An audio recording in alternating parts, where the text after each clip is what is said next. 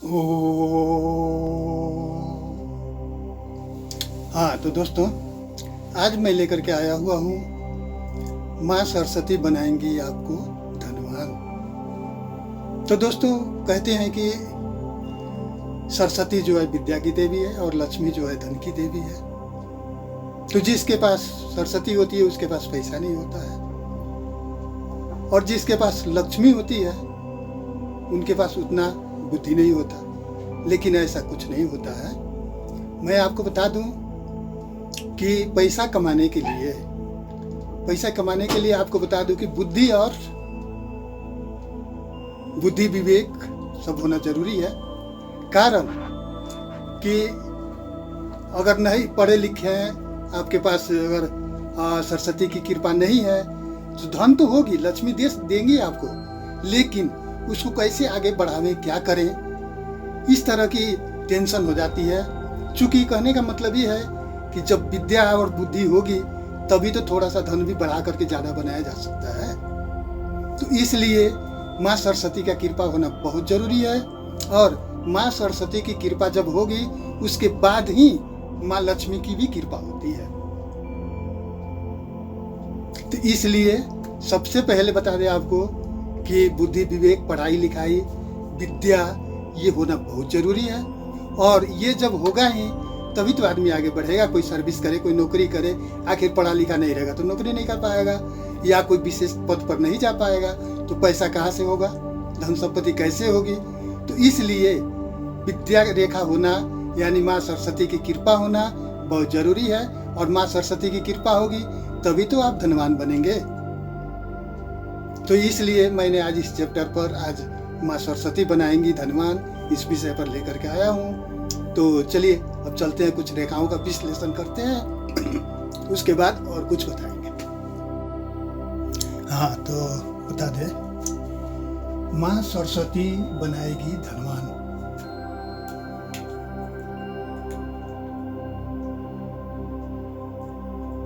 तो दोस्तों बता दें रेखाओं के हिसाब से, सबसे पहले आपको बता दें कि विद्या रेखा कहाँ होती है और कैसे होती है। तो आपको बता दें कि विद्या रेखा जो है ना, ये मध्यमा और ये अनामिका के बीच में पाई जाती है। जैसे आपको बता दें कि मध्यमा और अनामिका के बीच में ऐसे इस टाइप से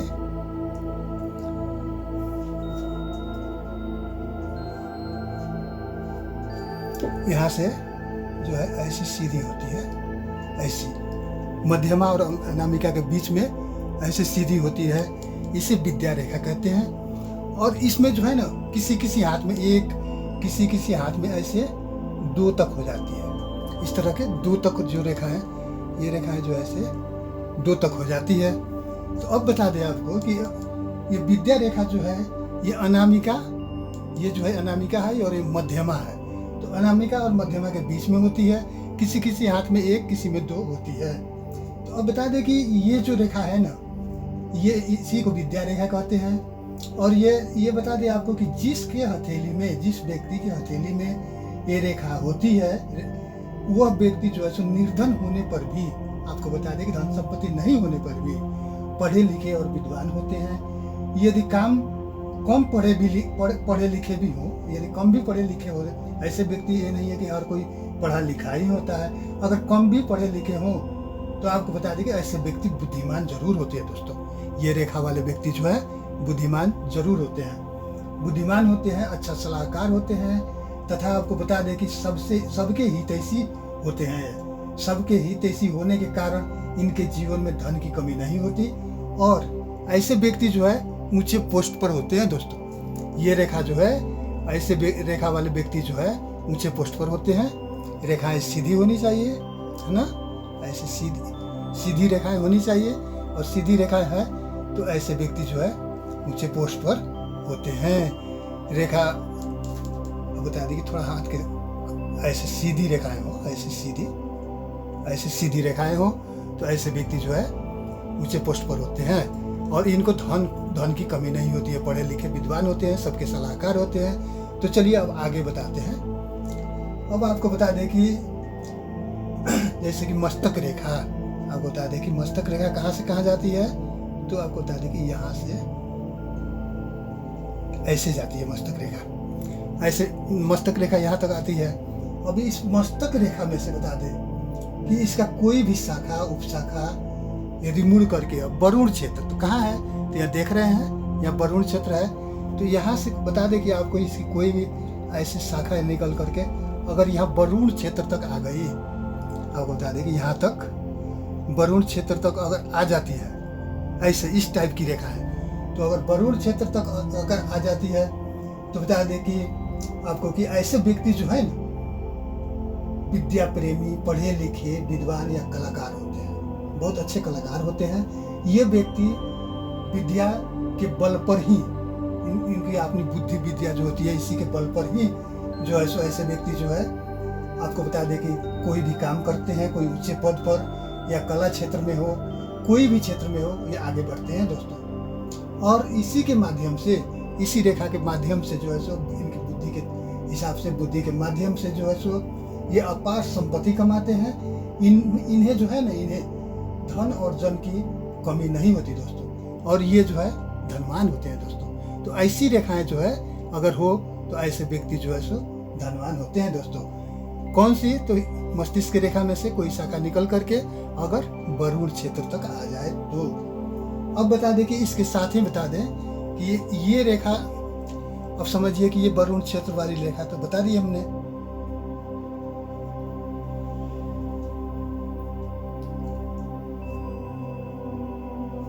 ये वरुण क्षेत्र वाली रेखा से क्या होता है, अब आपको बता दें कि इसके साथ ही अगर मस्तिष्क की रेखा के अंतिम भाग में यहाँ आकर के ये द्विजिह्वा हो जाए,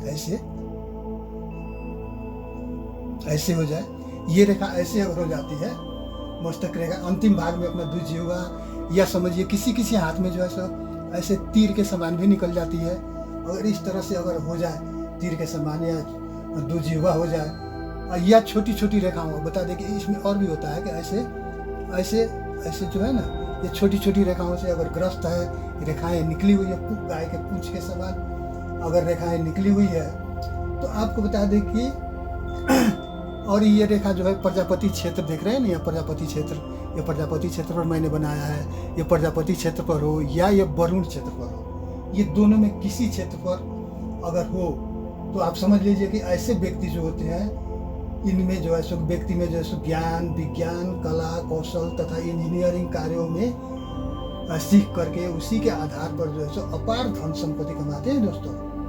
इनका जीवन जो है सो सुख और आनंदमय व्यतीत होता है। तो ऐसी रेखा जो है मस्तिष्क की रेखा से अगर ऐसी रेखा हो, 2 रेखा हो या 3 रेखा हो या 5 रेखा हो, जैसे भी हो, जो जैसे मैंने बताया है इस तरह से हो, तो ऐसे व्यक्ति जो है सो अपार संपत्ति कमाते हैं दोस्तों, और इनके जीवन जो है सो आनंदमय व्यतीत होती है। अब आपको बता दें, इसके बाद अगला बता दें कि आगे बता दें आपको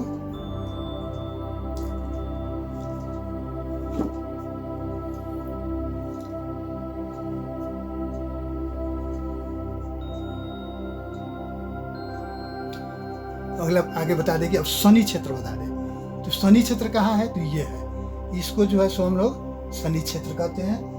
ये मध्यमा उंगली के नीचे, इसको शनि क्षेत्र कहें या शनि पर्वत कहें या जो कहें, इसको कहते हैं हम लोग शनि पर्वत कहते हैं या क्षेत्र कहते हैं। अगर ये पर्वत जो है सो एकदम सुंदर, साफ, निर्दोष है, देखने में ठीक है, न ज़्यादा उठा हुआ है न ज़्यादा धसा हुआ है, तो एकदम सामान्य रूप में है, यदि निर्दोष है, और इसी के ऊपर आपको बता दें कि शनि क्षेत्र के ऊपर जो है सो त्रिभुज हो, है ना, तो कैसा, तो बता दें कि आपको देखिए ध्यान से,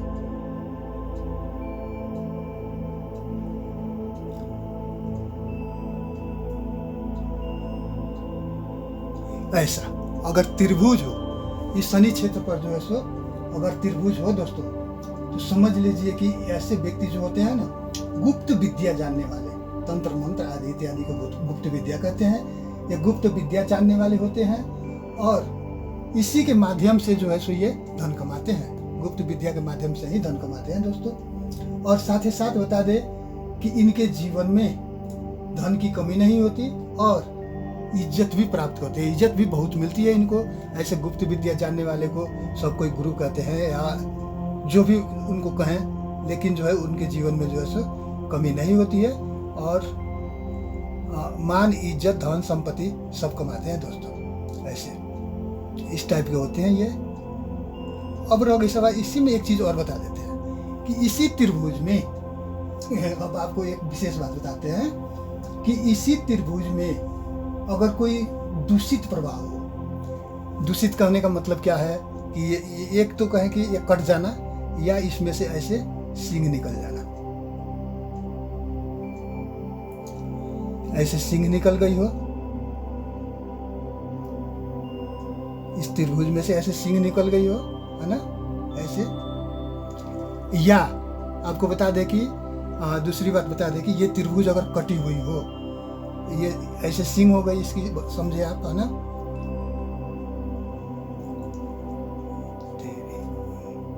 हाँ, ऐसे सींग निकल गई हो, या यही त्रिभुज आपको बता दें कि अब जैसे एक रेखा ऐसे गई, एक रेखा ऐसे आई और एक रेखा ऐसे गई, ऐसे कट गई हो, या कहीं से भी ये इधर से कटी हो, इधर से कटी हो, इधर से कहीं से भी कटी हो, चाहे हम पहले मैंने बताया कि इसमें से अगर ऐसे सींग निकल गई हो, तो ऐसे सींग निकल जाना या कटा हुआ होना ये बड़ा अच्छा प्रभाव नहीं होता है। तो आप एक चीज़ ध्यान देंगे कि ऐसे सींग निकली हुई हो या ऐसे कटी हुई हो, तो समझ ले कि ऐसे व्यक्ति जो होते हैं ना, महादुष्ट होते हैं और ये ठग कर खाने वाले होते हैं, ठग होते हैं। और जो है सो इनको जो है बता दें कि ठगी के चलते धन तो बहुत कमाते हैं, धन तो इनको कमी नहीं होती है धन की, धन अपार धन संपत्ति कमा लेते हैं। जैसे बैंक में जो है सो आप कितने समाचार हम लोग सुनते हैं ना कि इतना बैंक भाग गया, इतना लूट गया, या कोई ऐसे ही कोई बुद्धि निकाल करके कोई गलत काम करके कमा लेते हैं। लेकिन कमाने के लिए कमाते हैं, धन की कमी नहीं होती है दोस्तों, लेकिन जो है इनके जीवन में अंत में जो है सो थोड़ा बुरा प्रभाव पड़ता है। ऐसी होती है कि अब बता दें कि इनको कारागार की यातना भी सहना पड़ता है, या इसका परिणाम समझे कि बुरा काम का बुरा नतीजा तो होता ही है। तो इसलिए अगर इस तरह का चिन्ह हो तो ऐसे व्यक्ति जो है सो बुरा काम करते हैं, ठगने वाली धूर्त होते हैं, ठगते हैं, लेकिन परिणाम जो है बुरा होता है। लेकिन संपत्ति की कमी नहीं होती है, लाखों करोड़ों कमा लेते हैं, उसके बाद कोई बुरा प्रभाव पड़े तो क्या है, संपत्ति की कमी नहीं होती है दोस्तों। तो ये ध्यान रखेंगे। और सीधा अगर त्रिभुज है तो फिर पूछना ही नहीं है। वैसे व्यक्ति को तो मैंने बताया ही कि ये गुप्त विद्या जानने वाले होते हैं और इनके जीवन में किसी चीज़ की संपत्ति की कमी नहीं होती है दोस्तों। तो चलिए अब आगे बताते हैं आपको।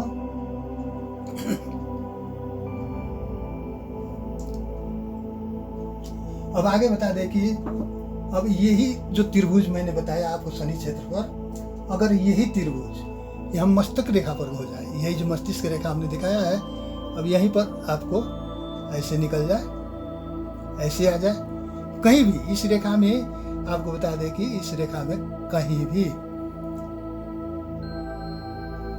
मस्तक रेखा में कहीं भी ऐसी त्रिभुज निकल जाए, नीचे से ऊपर से किसी भी साइड से, आपको बता दें कि अगर मस्तिष्क रेखा पर अगर त्रिभुज हो और सुंदर साफ देखने में जैसे दिख रहे हैं, साफ स्वच्छ देख रहे हैं वैसे साफ सुंदर हो, तो आपको बता दें कि अगर मस्तक रेखा पर अगर त्रिभुज है तो समझ ले कि ये बहुत फलदायी होता है।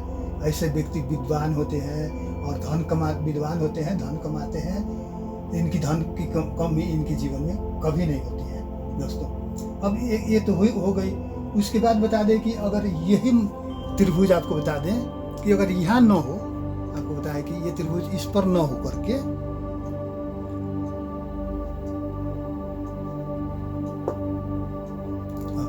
अगर इस पर न होकर के आपको बता दें कि ये यहाँ से भाग्य रेखा, ऐसे भाग्य रेखा गई है, भाग्य रेखा गई है, और ये जो है सो यहाँ से ऐसे मस्तक रेखा, जिसे शीश रेखा भी कहते हैं, शीश रेखा का है, मस्तिष्क रेखा का है, एक ही चीज है। ऐसे मस्तिष्क रेखा पर अगर भाग्य रेखा की सहायता से बनी हो तो इसमें बताइए, एक चीज ध्यान दीजिएगा, ये चाहे ऐसे आकर के मिल जाए, ऐसे आकर के, है ना, ऐसे मिल जाए, ऐसे ये चारों साइड से, इधर से मिले, इधर से मिले, इधर से मिले, जैसे भी ये अगर मिल जाए और इस प्रकार की अगर त्रिभुज अगर बन जाती है, यानी कि मस्तिष्क रेखा पर भाग्य रेखा से अगर कोई त्रिभुज जो है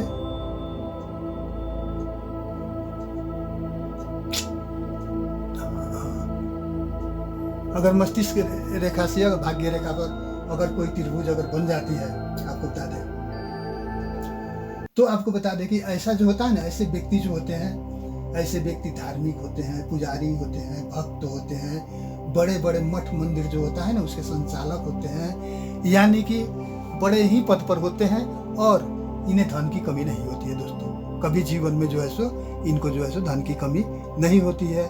तो ऐसे जो है सो अगर मस्तिष्क रेखा पर अगर भाग्य रेखा की सहायता से अगर त्रिभुज बन गई हो, तो ऐसे व्यक्ति मठ मंदिर के पुजारी होते हैं, संचालक होते हैं, अध्यक्ष होते हैं, वे लोग उसी के माध्यम से धन संपत्ति कमाते हैं दोस्तों। अब बता दें कि आपको कि अब अगर त्रिभुज, अब ये तो मैंने इसको बताया मस्तिष्क रेखा और भाग्य रेखा के विषय में बताया। चलिए अब दूसरी बात बताते हैं, इसी में कुछ और बताते हैं। अब अगर त्रिभुज के विषय में आपको बता दें कि जैसे यहाँ से जो है हृदय रेखा निकलती है, ऐसे हृदय रेखा निकलती है, तो अगर हृदय रेखा के ऊपर आपको बता दें कि अगर त्रिभुज बनी हो, जैसे इसमें जो है ना कहीं से भी बनी हो, ऐसे ऊपर से जैसे मैंने बताया ना, ऐसे आकर के ऐसे हो गई हो, या कहीं से ऐसे हो जाए, त्रिभुज बन जाए, है ना। इस प्रकार अगर हृदय रेखा पर अगर त्रिभुज बन गई हो, तो ऐसे व्यक्ति को क्या होता है कि अपनी आयु के अंतिम भाग, यानी कहने का मतलब कि 50 वर्ष, हृदय रेखा का मतलब होता है 50 वर्ष, ये 50 वर्ष के हिसाब से ही इसका मूल्यांकन होता है। उसके बाद ही 50 वर्ष पूगने के बाद ही सफलता प्राप्त होता है, इसलिए हृदय रेखा पर कुछ है तो 50 वर्ष ही माना जाता है। तो ऐसे व्यक्ति को जो है सो 50 वर्ष की उम्र जब हो जाता है, तब इनका जो है सो भाग्य चमकती है और ये जो है सो धनवान बनते हैं। यानी कि जब तक जिएंगे तब तक जो है ये व्यक्ति धन संपत्ति इनको कमी नहीं होती है, हृदय रेखा पर यदि ऐसी त्रिभुज है तो। अब चलिए इसी में एक और चीज बताते हैं कि अगर यही त्रिभुज जो है, आपको बता दें कि अगर हृदय रेखा पर ही हो, लेकिन आपको बता दें कि सूर्य रेखा की सहायता से, और सूर्य रेखा का आप देखते हैं सूर्य रेखा कहाँ है, तो यहाँ सूर्य क्षेत्र, तो यहाँ सूर्य क्षेत्र से यहाँ सूर्य रेखा जो है ऐसे कहीं से निकली हुई हो, और कहीं से निकले लेकिन जाती तो सूर्य क्षेत्र है, तभी तो इनको पहचाना जाता है कि ये सूर्य रेखा है ना, ऐसे। तो अब बता दें आपको कि इस सूर्य रेखा पर अगर सूर्य रेखा बता दें कि सूर्य रेखा पर हृदय रेखा के जुड़ने से, हृदय रेखा क्रॉस करके सूर्य रेखा तो जाती ही है, लेकिन अगर सूर्य रेखा की सहायता से अगर बनी हो, जैसे आपको बता दें कि सूर्य रेखा से ऐसे निकल करके ऐसे बन जाना, इधर से बने, नीचे से, ऊपर से, चारों तरफ से कहीं से बन जाए। अगर सूर्य रेखा से जो है सो आपको बता दें कि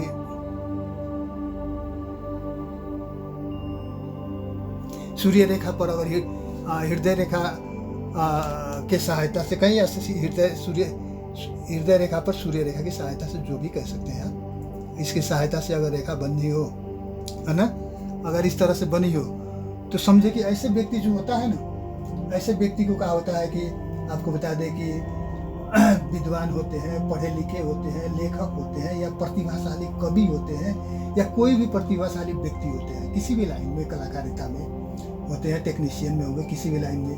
तो ये सिर्फ जो व्यक्ति होते हैं, कलाकार होते हैं, विद्वान होते हैं, और इसी के माध्यम से यही इनकी जो अपनी लाइन है, अपनी जो पढ़ाई का माध्यम है, जो लाइन है, इसी के माध्यम से जो है सो इनकी जो है सो कमाई होती है, और ये अपने जीवन में इनको जो है सो धन की कमी कभी नहीं होती है। ये जो है सो इसी के माध्यम से धन अर्जन करते हैं, और इनको जो है सो प्रचुर मात्रा में धन की कमाई होती है।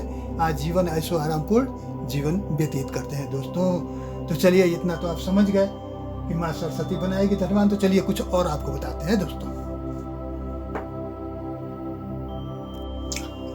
तो दोस्तों, आप लोगों ने रेखाओं का विश्लेषण तो समझ लिए होंगे, समझ में आ गई होगी कि रेखाओं से कैसे क्या होता है, कैसी रेखाएं होती है, तो बुद्धि विवेक यानी विद्या प्राप्त होती है।